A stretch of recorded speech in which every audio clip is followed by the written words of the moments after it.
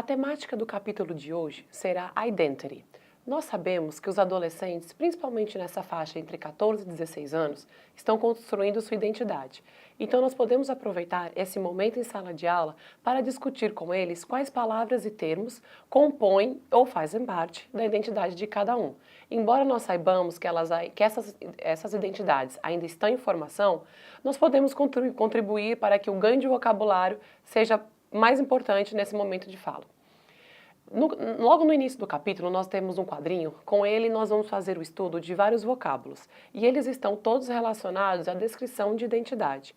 É importante, nessa fase, lembrar que dentro da nossa sala de aula, nós temos diversos grupos de alunos. Nós temos os alunos com um grande vocabulário e com um grande conhecimento prévio da língua inglesa. Então, eles farão esses exercícios sem nenhuma dificuldade. Nós temos aqueles alunos que entendem uma boa parte da aula, porém podem ter alguma dificuldade com a compreensão de texto. E nós temos os alunos que não têm tanta intimidade com a língua ainda. E essa falta de intimidade os leva, às vezes, a uma falta de entendimento maior dos exercícios. Uma estratégia para nós ajudarmos todos os alunos é reforçar com eles o estudo das palavras cognatas. Quais são essas palavras? São aquelas que se parecem tanto em português como em inglês. Alguns vocábulos que serão trabalhados nesse capítulo podem ser utilizados com essa regrinha dos cognatos. Entre eles, genetics, family, appearance, entre outros. Tomar cuidado também e explicar para eles que nem sempre uma palavra que parece em português e inglês significa a mesma coisa. Nós temos também os falsos cognatos, mas de uma maneira geral, o estudo dos cognatos ajuda bastante, principalmente os alunos que têm uma dificuldade maior de compreensão. Falando um pouquinho sobre o tópico gramatical desse capítulo, nós vamos iniciar o estudo do verbo to be. Esse tema já foi abordado diversas vezes durante a vida escolar dos alunos, mas muitos ainda têm dificuldade. É importante reforçar o estudo do verbo to be, porque é através dele que nós vamos continuar e aprofundar os tópicos verbais seguintes. Antes de mais nada, é importante deixar bem claro para o nosso aluno que o verbo to be tem duas classificações, ele tem duas traduções. Ele pode tanto ser o verbo ser como o verbo estar, e que somente mediante análise de contexto, o nosso aluno vai ter como definir com qual uso o verbo to be está sendo utilizado. Para que os alunos tenham ainda uma melhor compreensão, nós vamos explicar para eles que o verbo to be, como todo verbo, deve ser conjugado, e a conjugação do verbo depende do sujeito. Essa conjugação de verbo, ela mediante análise do sujeito, pode ser aplicada nas formas afirmativa, negativa e interrogativa. Vamos ao estudo delas.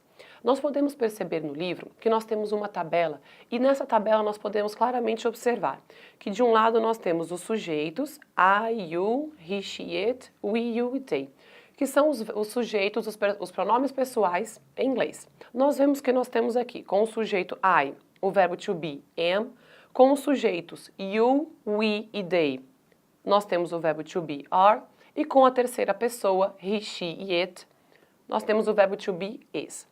Como eu disse anteriormente, nós somente saberemos se o verbo to be está sendo utilizado como ser ou como estar de acordo com o contexto. Como eu disse anteriormente, nós vamos fazer análise nas formas afirmativa, negativa e interrogativa. Na forma negativa, a partícula not, ela vem sempre depois do verbo to be. Então, I am 18 years old. Na forma negativa, fica I am not 18 years old. You are 18 years old, fica you aren't 18 years old. Passando um pouquinho para a forma interrogativa, nós vamos analisar o verbo to be e vamos notar que ele muda de posição na frase. Na forma afirmativa, ele vem sempre depois do sujeito, porém, na forma interrogativa, o verbo to be vem antes. Na forma interrogativa, ficaria am I, havendo a troca nessa posição, e o question mark, a ponto de interrogação no final. Sempre que eu faço uma pergunta, eu tenho que ter uma resposta. Quando eu faço uma pergunta com o verbo to be no início da frase, am I 18 years old? Eu tenho duas possibilidades de resposta. A forma positiva, yes, e a forma negativa, no.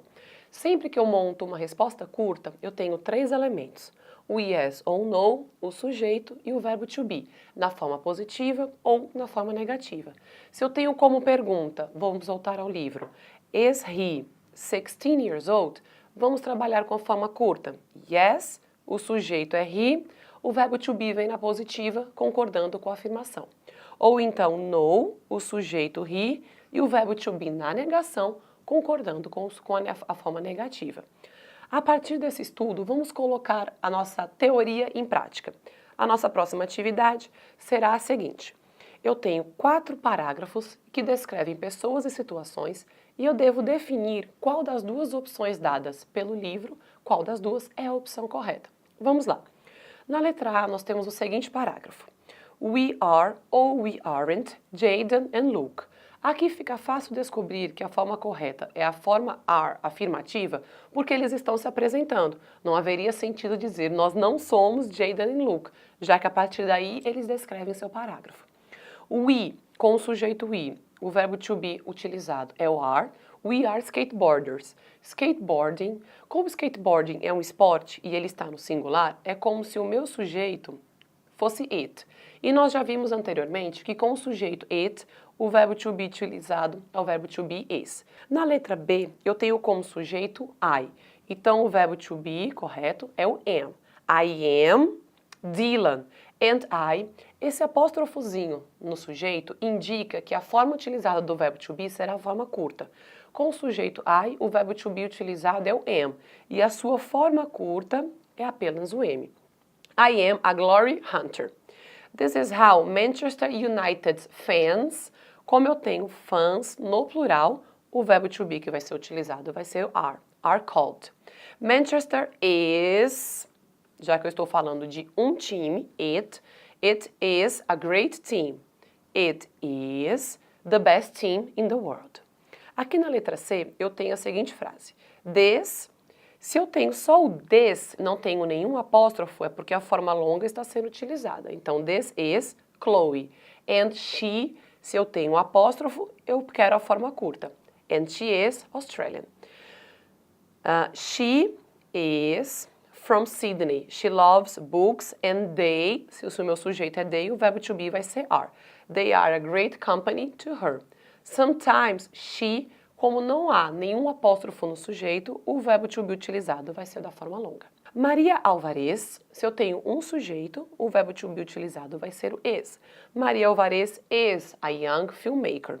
She, esse apóstrofozinho, mais uma vez nos mostra que o verbo to be utilizado vai ser utilizado na forma curta. A forma curta do verbo to be is é apenas o s. Por isso, nós marcamos essa opção.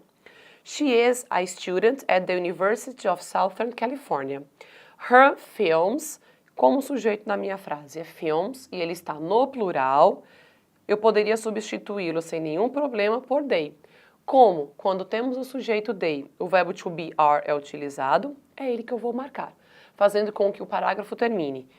Her films are on YouTube and her website. Com esse exercício, nós vimos as formas afirmativa nas suas formas longa e curta, e revimos todas as regras que foram ditas anteriormente. Espero que vocês tenham gostado. Vamos à próxima aula.